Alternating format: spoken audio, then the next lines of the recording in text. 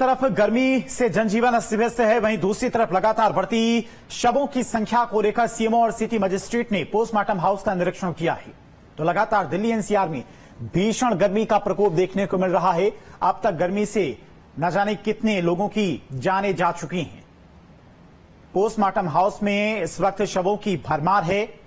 CMO postmortem house पहुंचे थे निरीक्षण करने के लिए और सीएमओ के साथ में सिटी मजिस्ट्रेट भी पोस्टमार्टम हाउस पहुंचे थे निरीक्षण करने के लिए।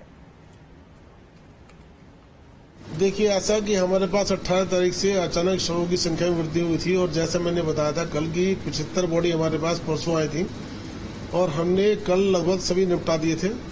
आज की डेट में हमारे पास 18 बॉडी है जिसको हमें पोस्टमार्टम करना है। इसमें 6 लावारिस है।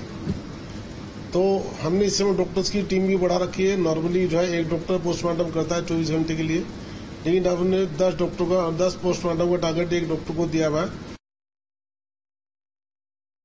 बढ़ती गर्मी को देखते हुए नोएडा में 18 तारीख के बाद से लगातार लाशों के मिलने का सिलसिला जारी था और अभी तक की बात की जाए तो 85 लाशें अलग अलग इलाकों से मिली हैं। पोस्टमार्टम की तस्वीर जो हमने दिखाई थी, इस पोस्टमार्टम में चारों तरफ जो लाशें हैं वो यहाँ पर फैली हुई थी, लेकिन अब स्वास्थ्य विभाग की टीम अलर्ट मोड पर आई है, साथ ही जिला प्रशासन भी अलर्ट मोड पर आया है। यहाँ पर सीएमओ और सिटी मजिस्ट्रेट ने दौरा किया और दौरा करने के बाद यहाँ पहुंचने वाली जो लाशें थी उनको अन्य अस्पताल के फ्रीजर में शिफ्ट करा दिया है। चाइल्ड पीजीआई अस्पताल में 8 लाशों को रखने की जगह बनाई गई है। उसके अलावा 4 निजी अस्पतालों ने भी अपनी मोर्चरी में लाशें रखने के लिए सहमति जता दी है।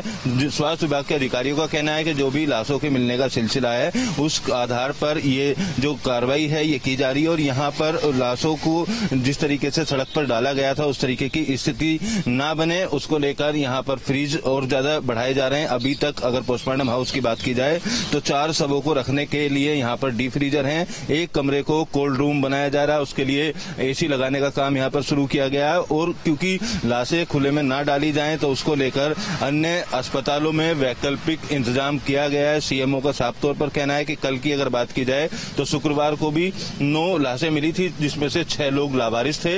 लावारिस हालत में मिलने वाली लाशों का पोस्टमार्टम कराने के बाद उनका डीएनए रख लिया जा रहा है और उनका उसके बाद अंतिम संस्कार किया जाता है, लेकिन नियम के मुताबिक 48 घंटे तक उन लाशों को रखना होता है। लेकिन क्योंकि स्थिति बहुत ज्यादा खराब है, बढ़ती गर्मी को देखते हुए लगातार लाशों मिलने का सिलसिला जारी था और लावारिस मिलने वाली लाशों के लिए अनुमान यही जताया जा रहा है कि गर्मी के चलते हीट स्ट्रोक से उनकी मौत हुई है। हालांकि इस बात की पुष्टि अभी जिला प्रशासन या स्वास्थ्य विभाग की तरफ से नहीं की जा रही है। वीडियो जर्नलिस्ट भरत शर्मा के साथ अमित चौधरी, न्यूज स्टेट नोएडा। आगरा में भीषण गर्मी को देखते हुए स्वास्थ्य विभाग अलर्ट मोड पर है। सीएमओ से हमारे सहयोगी विनय दुबे ने खास बातचीत की है। क्या कुछ उनका कहना था बढ़ती गर्मी को लेकर, सुनाते हैं आपको।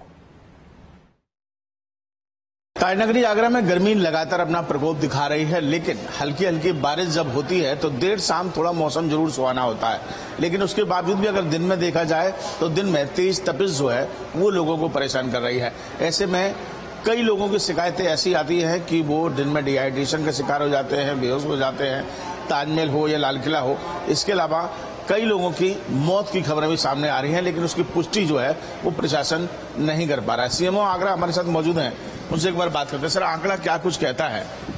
देखिए, इस समय जो भी मृत्यु हो रही है उसको हम लोग विशेष रूप से इस बात पे देखकर उसको इन्वेस्टिगेट कर रहे हैं कि कहीं वो हीट स्ट्रोक से न हो, क्योंकि बी डिस्पोजिंग फैक्टर्स बहुत रहते हैं और नॉर्मल डेथ रेट के अनुसार जो मृत्यु की संभावना रहती है उसको भी दस्तित करते हुए हम लोग इसका परीक्षण करते हैं और उसी के हिसाब से डेथ को डिक्लेयर किया जाता है। विगत जो दिनों में जो भी मृत्यु हुई हैं उनको संभावित रूप से रखते हुए डाउट में रखते हुए उसका पूरा इन्वेस्टिगेशन किया गया। अगर कोई भी प्री डिस्पोजिंग बीमारी रही है या कोई और कारण रहा है तो उसको इसमें हम लोग ने इंक्लूड नहीं किया।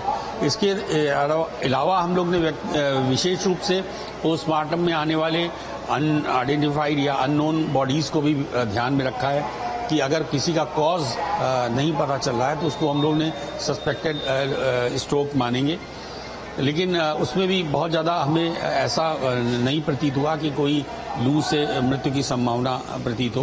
ये मानते हैं आपकी संख्या बढ़ी है पोस्टमार्टम गृह में, या कह सकते हैं अस्पतालों में भी मरने वालों की संख्या बढ़ी है पिछले एक सप्ताह के आंकड़े क्या कहते हैं आपकी नजर में? नहीं, ऐसा कुछ नहीं, ये पूरी हम लोग ने संख्या निकाली है। अननोन बॉडीज हमारी पर वीक 7 से 8 के बीच में आती थी और पिछले 4 हफ्तों से भी इतना ही आंकड़ा बना हुआ है।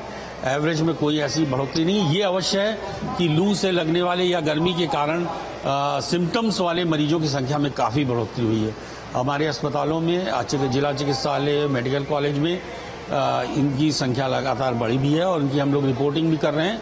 प्रयास यही है कि हम लोग ज़्यादा से ज़्यादा ऐसे लोगों को उपचार दे पाएं कि जिससे कि किसी भी तरह की कोई जनहानि ना हो, और लोगों को साथ में इस बात का, चाहे वो नगर निगम हो, चाहे जितनी भी हमारी सरकारी संस्थाएं, उनके द्वारा व्यापक रूप से प्रचार प्रसार किया जा रहा है। इसमें हमारे ग्राम विकास विभाग भी लगा हुआ है, वो भी प्रचार प्रसार कर रहा है कि जो भी लोग बाहर आएं वो अपनी सुरक्षित रखें, अपने मोटे वस्त्र का उपयोग करें, ज़्यादा से ज़्यादा पेय पदार्थ लें, और इसलिए हमारे यहाँ मृत्यु की संभावना हम लोग कम करने में सक्षम हो पाए। और देखिए सिमोन साहब बता रहे थे हमको कि किस तरीके से आप अपने आप को बचा सकते हैं। जब भी आप घर से बाहर निकलें, शीतल पेय पदार्थ पीते रहिए, लिक्विड लेते रहिए, ताकि आप अपने आप को बचा सकें। वीडियो जर्नलिस्ट मनोज के साथ आगरा से Vineet Dubey, news state Uttar Pradesh. Deputy CM Brajesh Pathak ने स्वास्थ्य के मुद्दे पर बोलते हुए कहा कि